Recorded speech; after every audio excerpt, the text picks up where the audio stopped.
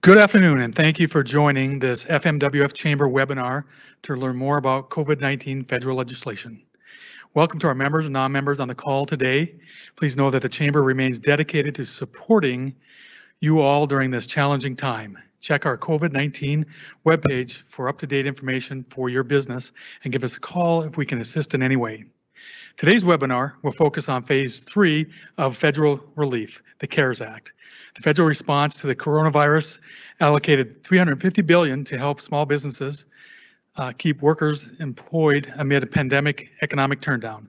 The legislation included expanded SBA economic injury disaster loans, the Paycheck Protection Program, expanded unemployment and employee retention tax credit, and more. I'd now like to turn and introduce John Kirchner, U.S. Chamber Midwest Executive Director. He will walk you through the aspects of the CARES Act and then take any questions you may have. You can submit questions anytime during the presentation through the Q&A button on your screen. Thank you for joining us this afternoon. John, I will now turn it over to you. Thank you, sir. I'm happy to be here today. I will attempt here to share my screen as best I can, and we will get going here. What I intend to do today is to walk through the Federal CARES Act, what was in it, and including as well some things that we talked about with Phase 2. This is a very big program, a $2 trillion that's being run through the Federal Reserve for an additional $4 trillion in support of the economy, the way we leverage resources. Just to give you a size of the scale and scope of this $2 trillion package is about 10% of our regular country's GDP, so it's a very significant program. There is an individual component to this, $1,200 per individual, $2,400 for a joint return, plus an additional $500 per child. These checks have begun arriving to some already, and we anticipate they'll continue to roll out over the next several weeks. This is going to be phased out for incomes above $75,000 or $150,000 for a joint return. In addition to this, for individuals, what's also been added is expanded unemployment. Most of the restrictions on eligibility for unemployment have been suspended if that unemployment is related directly to COVID-19. What's included here is an additional $600 per week that the federal government's going to be providing on top of your regular state benefit, and that's going to run through July 31st. This was an often talked about topic when it was being debated in Congress, because there was some concern that with an additional $600 per week, some employees may be making more unemployed than they are on the workforce, and this may be a disincentive to return to work. It's important to note that the eligibility for this ends when the individual is able to return to work. So if you as an employer say it's time to return to work, or if the conditions have changed and they are able to return to work, their eligibility is suspended and ends at that point. These benefits are run through your state unemployment insurance offices. All they have to do is raise their hand and say, yes, we'll accept the $600 extra per person. And that's all done locally the way it always has been, so you'll apply through your state unemployment office if you or someone you know needs to avail yourself to that resource. We'll talk today about the major provisions for employers as well. We'll talk a little bit about what's available to all employers. We'll talk briefly about what's available to some of the larger mid-sized employers, and then we'll spend the bulk of our time here today talking about small businesses, the self-employed, independent contractors, and nonprofits. Some things that are available to all employers. One option that is new is the option to delay payroll taxes. You as an employer can delay payment of your payroll taxes on that Social Security portion, which I believe is 6.2%. You can delay those between now and January 1st of 2021. If you do choose to delay those, you'll owe 50% of those on December 31st of 2021, and the remaining 50% at the end of 2022. It's important to note that this program in general, and I think this payroll element displays it well in terms of what we're talking about, is the goal of all of this is to provide liquidity for businesses to keep their lights on, keep their doors open, and most importantly, keep their employees engaged and employed, even if they're not able to work for you. So this is not a payroll tax cut. This is just a deferment of your payroll tax payments. One important note here is that this does not apply to employers who have their loans forgiven under the Paycheck Protection Program, and we'll talk about that later. Some tax changes that I'll run through real quickly available to all employers. There are some changes relating to net operating loss, accelerating recovery of the AMT credits, interest deductibility, and qualified improvement property fix. Another element that's available to all employers that hasn't been talked about a whole lot, it was a late addition to the bill, and with the PPP program and some of the other stuff getting a lot of attention, this one hasn't been discussed a lot. But there is this employee retention credit, and this is available to employers who are fully or partially shut down, who have experienced a 50% drop in gross receipts in any quarter compared to a prior year.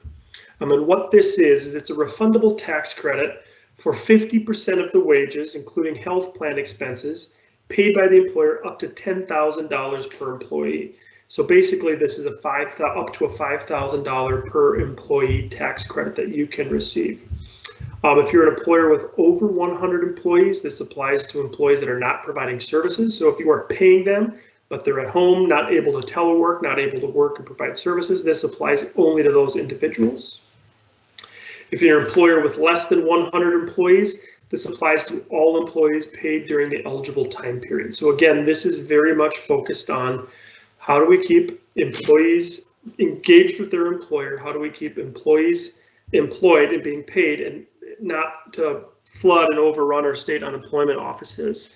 Again, much like the payroll tax payment delay, employers are not eligible if they receive a paycheck protection loan, which is very important to note as well. And it does allow advance payment for the credit.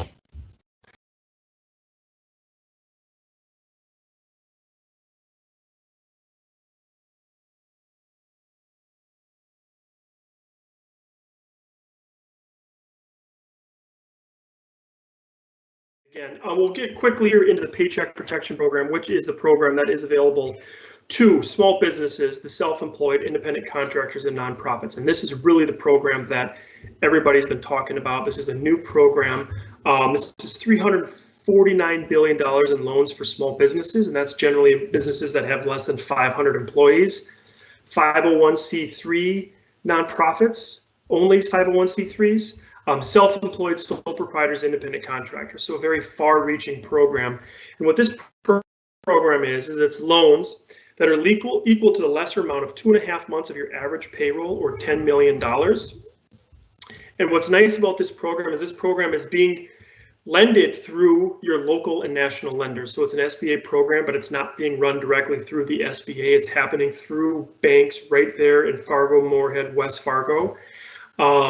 What's great about these loans is that they will convert to grants equal to the amount that you spend on payroll, rent, interest on the mortgage, and utilities for 8 weeks after the origination. So if you get a $10 million loan and $8 million of that is spent on payroll, rent, interest again, and utilities for 8 weeks after the origination, that $8 million is forgiven. The only caveat there is that 75% of that has to be spent on payroll. So this program is very much focused on keeping employers paying their employees, and this whole bill, this whole program is meant to be a bridge largely. So when the economy returns to somewhat normal, whatever that looks like, that these businesses can ramp up pretty quickly again. Another important note, when you're figuring out that 2.5 months of average payroll, you can only account up to $100,000 of any given employee's payroll. So if you have an employee who makes $150,000, you can only count $100,000 of their salary when figuring that out.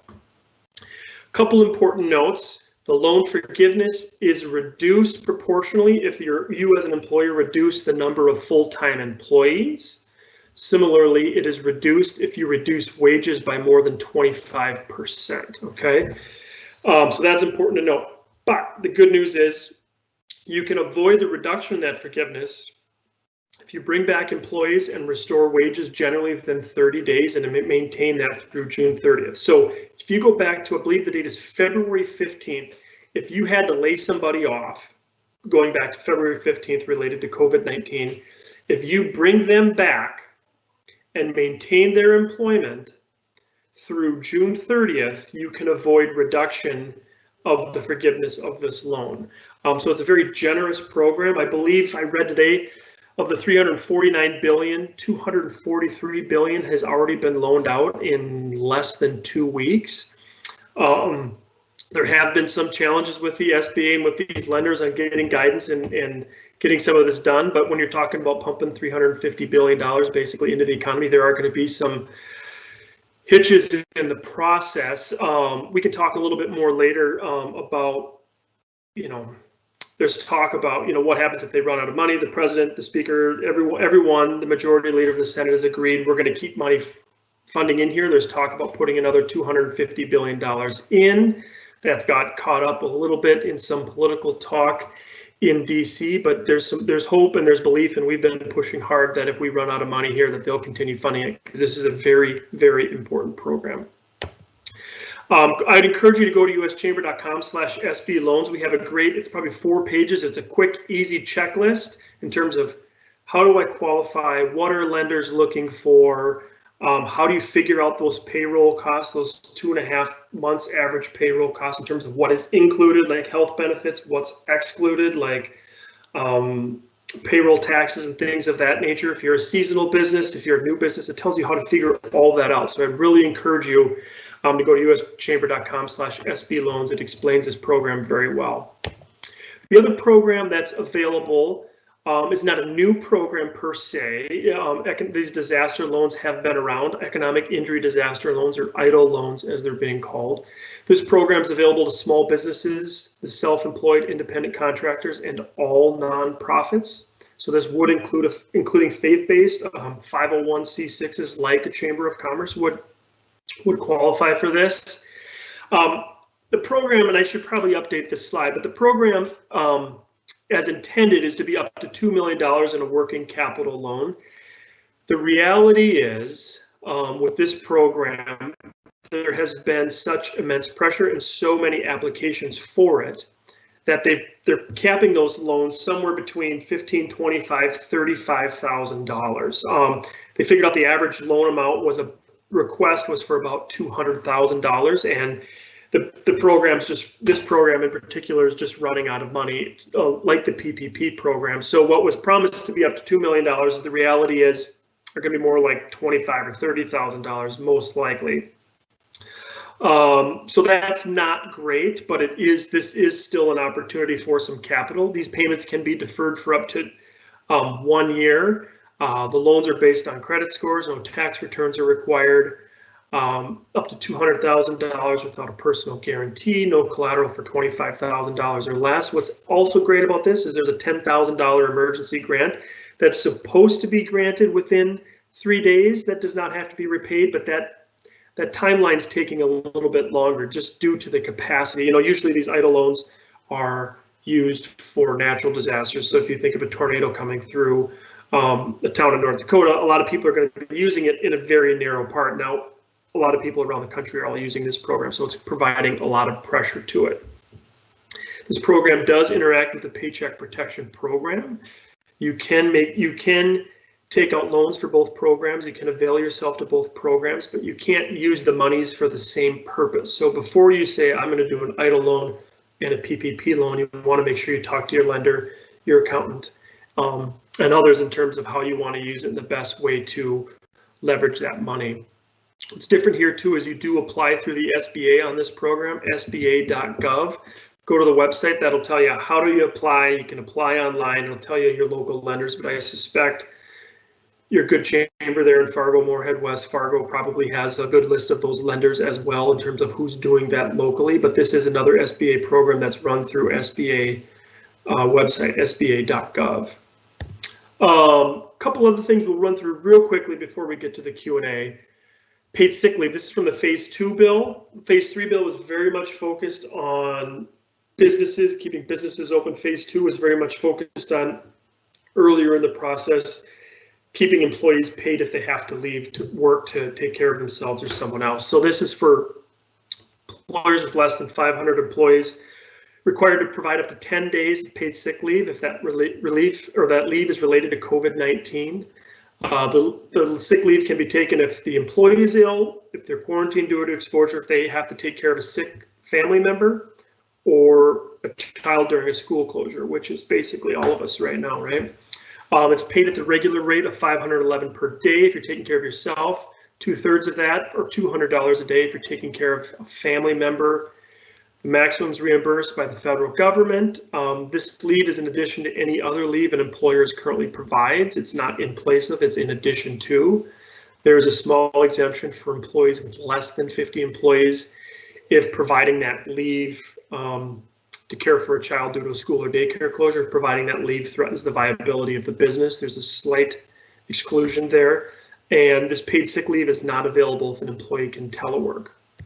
Similarly, paid FMLA leave, much like the expanded paid sick leave, paid FMLA up to 10 weeks of paid FMLA leave if you have to take care of a child due to a school or child care closure. Paid at the regular rate, similar to paid leave, 2/3 of $200 per day, up to $10,000 in aggregate. Payments are going to be reimbursed by the federal government. This again is in addition to any other paid leave or FMLA that you currently offer. The same exemption applies for employers with less than 50 employees, and it's not available to employee who can telework. Great resources here, uschamber.com. There are quick guides for the SBA loans, the PPP loans, the EIDL loans, the employee retention tax credit. Great resources there for small businesses in particular. uschamber.com/co is a great resource for small businesses on these loans, but also just how to operate as a small business, how to stay engaged with your employees, and a lot of tips and tricks there as well. I move through this quickly because typically people are looking for the Q&A portion of this. So I will stop sharing and I'll hand it back over to the chamber there, and we will get into the questions, and I'll do my best to answer your questions. All right, thank you very much, John. And that was very helpful analysis. We have a few questions coming in, and a reminder that if you want to submit more questions, please do that through the Q&A button at the bottom of your screen. I also want to again apologize for the technical difficulty we had for a little bit, but I note that the PDF will be available of this presentation afterwards, and we will send a link to attendees. First question I have is, I'm a self-employed. Should I submit an EIDL loan, an EIDL, and a PPE application? I think you kind of covered a little bit of that, but they're self-employed. Yeah, if you're self-employed, you are technically eligible for either one of the loans. You can apply for both, like I said. You just need to make sure on where you spend that money. I would probably look to the PPP loan first, only because there's a portion of that that is forgivable. So if you get a $100,000 loan, you may be able to, depending on how you spend that money, be able to have a good portion or all of that loan forgiven. The EIDL loan may be of value to you as well. You just need to really think about and talk to your lender and accountant in terms of how you want to use those loans and those resources, because you can't use them for the same purpose. But I would certainly start with the PPP loan and start that process, because the EIDL loans are, they say they're taking 3 to 7 weeks to process. So I think the PPP loans, while it's taking longer than they would like, I think that money's going to be available to you a little bit sooner. Okay, thank you. Second question, there's actually two kind of related questions, is 501c4s and 501c6s are not eligible for the PPP loan. Is there any talk of that being added in the next legislation? And then the other part of that question is, why aren't they? Yes, there is talk of including them in phase 4. They weren't even particularly relating to C6s. They weren't even being discussed until we and the chamber industry as a whole had a big push in terms of we need to include C6s, and they were in the bill. They were ultimately literally the last thing taken out.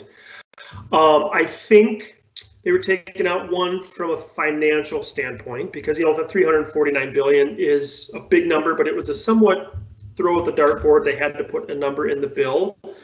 But similarly, there was some concern about, I think, false concern and not really understanding what I use chambers as an example of 501c6s, but of what they do. There's some concern of they don't want lobbying organizations or people that lobby to be able to get free government money, right? So there was some concerns about that. We're working through that process in terms of educating Congress in terms of what C6s do. And maybe there's some exclusion for lobbying activities and things of that nature. But there is talk about including them in a phase 4 bill. A lot of members of Congress I've talked to were early on not aware that they were not included. They thought it was all nonprofits. So I would encourage you to contact your members of Congress in North Dakota and in Minnesota and let them know the importance of that. But we're pushing hard. I know other organizations are pushing hard as well, but we kind of have to wait to see how this shakes out in Washington. All right. If starting a new business, any loan forgiveness for adding new employees? I don't know the answer to that. I've heard two different versions of that. So you'll want to talk to your lender. I'm not certain if adding new employees.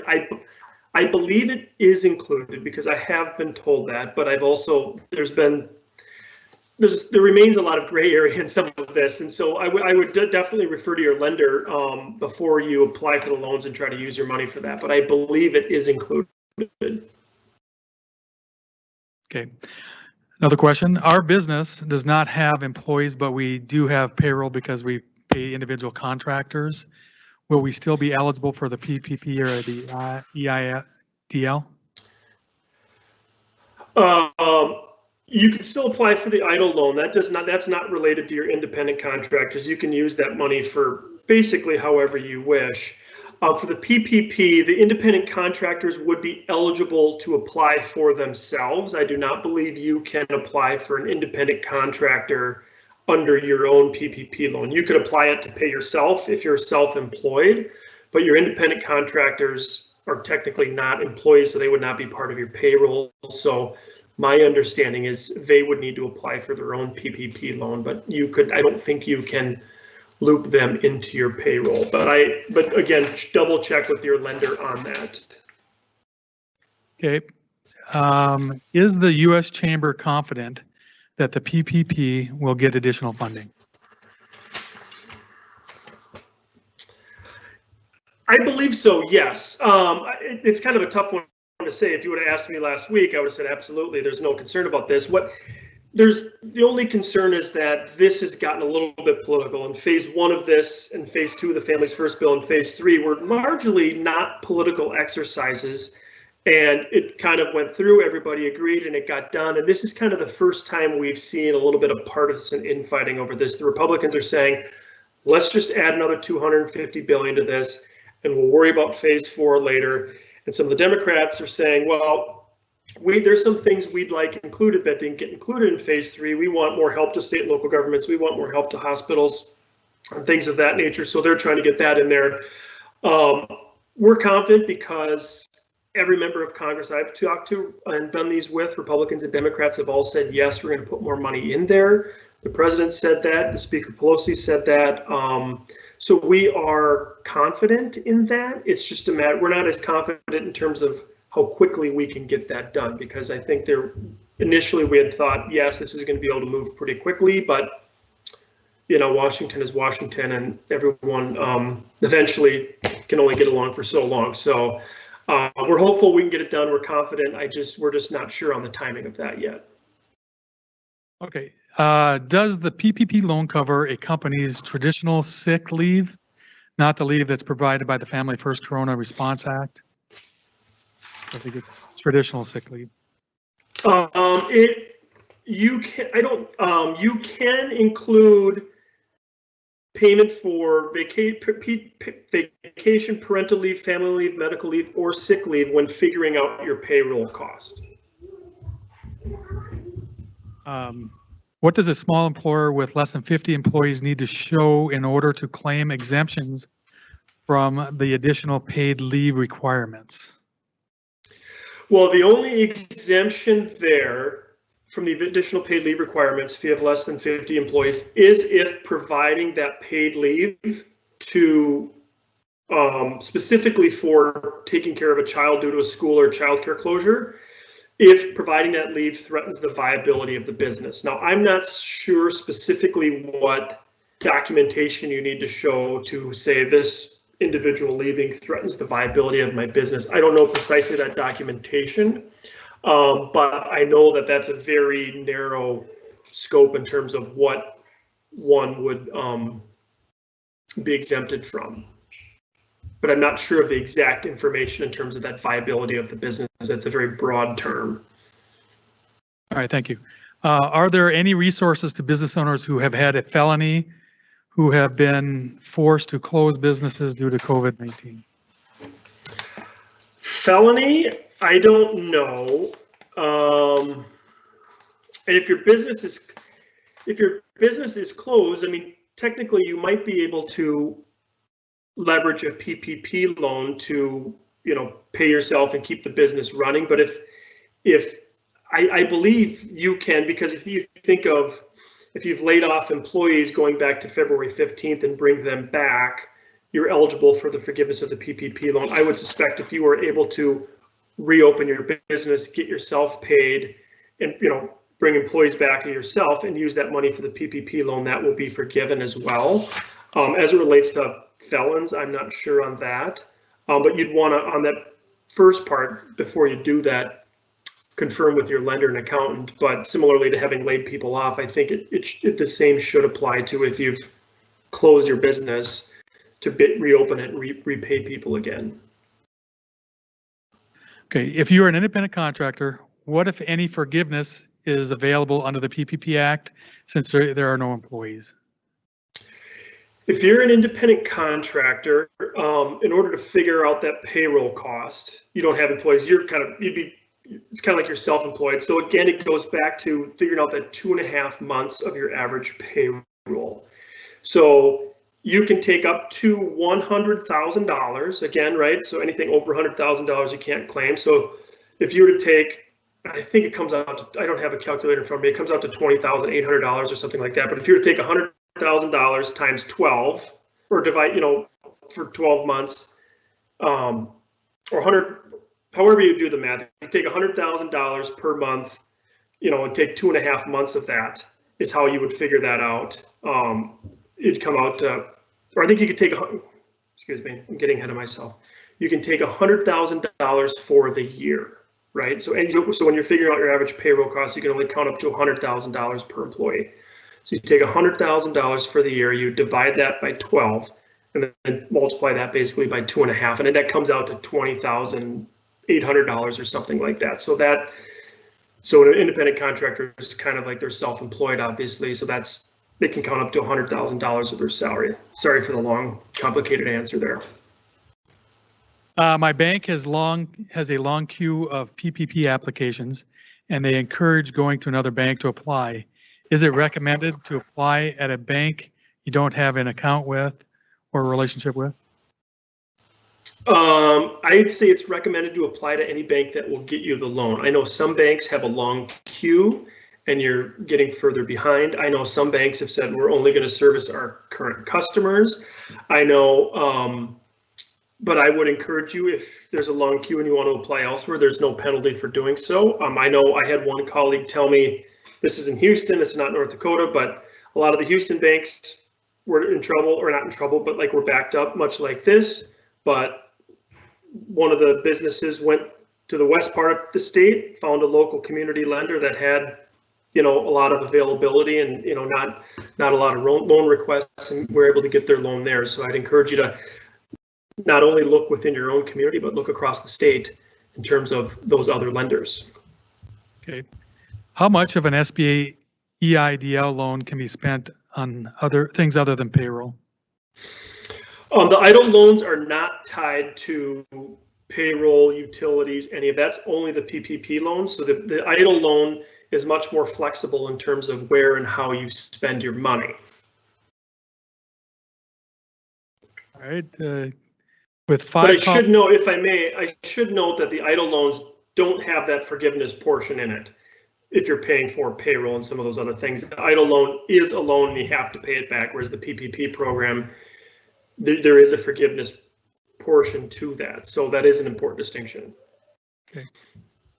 I believe we probably got one more question. So anybody who has any more questions, please submit those.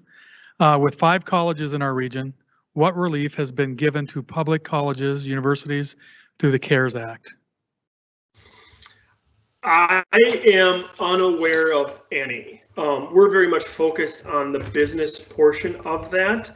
I don't think there has been, I'm unaware of any, but I would say that that will likely be looked at as part of phase 4, because phase 1 was much more focused on individuals and employees and individual people. Phase 3 was very focused on businesses, mainly small businesses, keeping them open, keeping their employees employed and paid. And I think phase 4 is going to look much more at state and local governments, health systems. I would envision that colleges would be a part of that. There's a lot of potentially there's a lot of other elements there that haven't been included in phases 1, 2, and 3 that I think they'll look at for phase 4 through however many we go through. All right, I got another question, and this is a little longer one. From the date an employer receives the PPP funds, does employee retention from that point fully qualify for forgiveness? Or does the employer have to rehire employees that it had layoff because of COVID in order to qualify for the full forgiveness? That's part 1. And I will answer that one. I think my understanding is if you have laid somebody off, in order to fully qualify for the forgiveness, you would need to bring them back and keep them paid through. You have to bring them back within 8 weeks and then keep them paid through June 30. So you have some time. You don't have to bring them back right away, but in order to qualify for that forgiveness, you do need to bring those laid back employees, so long as they were laid off related to COVID-19. So the second part of that is, what if the employer doesn't have the work for these laid off workers, employees by June 30th? Then well, even if you don't have work for them to do, even if you're paying them to stay home, I think part of the goal is to keep them engaged with your business. So when we can turn the lights back on, they can come back to work, and all of a sudden you don't have to go find new employees again. Part of this is focused on, let's keep them employed, let's keep them paid, so we don't overwhelm our state unemployment insurance offices. We just saw, we're up to what, 10 or 13 million dollars, million Americans in the last 3 weeks have filed for unemployment, right? So this is also focused on how do we not swamp our state unemployment offices. So even if you don't have the work for them to do, the goal of this is how do you keep them paid and on your payroll, so that they don't have to go on unemployment. Okay, then please explain returning staff to work within 30 days of June 30th. Any example? Well, I think that is June 30 is just, so you have to maintain their current employment through June 30th. And I think that's very much focused on, just like the $349 billion was a somewhat arbitrary number. They had to put a number out there. The June 30th date, I believe, was somewhat arbitrary in the sense that it was far enough out, but short term enough where they believe we would be hopefully be through the bulk of this crisis and start reopening, and business can start kind of returning to normal. This bill was signed into law 3 weeks ago, so a lot has changed since then. But I would suspect that that June 30 date, we need to maintain that employment through June 30th. And if this continues and the crisis gets worse and our economy doesn't open, I suspect those dates and some of that is going to change. But I think the thought was, if we can keep these people employed through June 30th, the large part of our economy will be back open and we won't have to worry about it. We'll see if this crisis continues, if that doesn't change dramatically, what changes Congress will have to make regarding that. Okay, thank you. For employees that can telework but have conflicts with childcare, schooling, scheduling, can they use additional paid leave while caring for their children due to it interfering with their telework? The additional paid leave, and an FMLA does not apply if an employee can telework. Do you need to hire back employees within the 8-week period, or just by 6/30? You have to bring them back within the 8-week period and maintain that through June 30th. All right. Why aren't the employer portion of the payroll taxes included in the forgivable amount? I'm not sure why that was specifically excluded. There's only a couple things that were excluded. And payroll taxes is one of the, and income taxes are one of the few things that were excluded. I'm not sure why they didn't include that. All right. Oh, here comes another question. Oh, I guess not. That's all the questions that we have at this time. Again, John, thank you, John, for joining us for this helpful seminar regarding the CARES Act. We appreciate you taking the time to be with us today. For those of you that would like to share this webinar with others or refer back to portions of it, we will be recording and posting it on the Chamber COVID-19 resource webpage shortly in order to provide you with excuse me, in order to provide you with the best virtual events in the future. You will be receiving a survey on today's webinar. Please take a few minutes to fill out and share your experience with us. Once again, thank you for joining us and have a great rest of the day. Thank you. Thanks, John.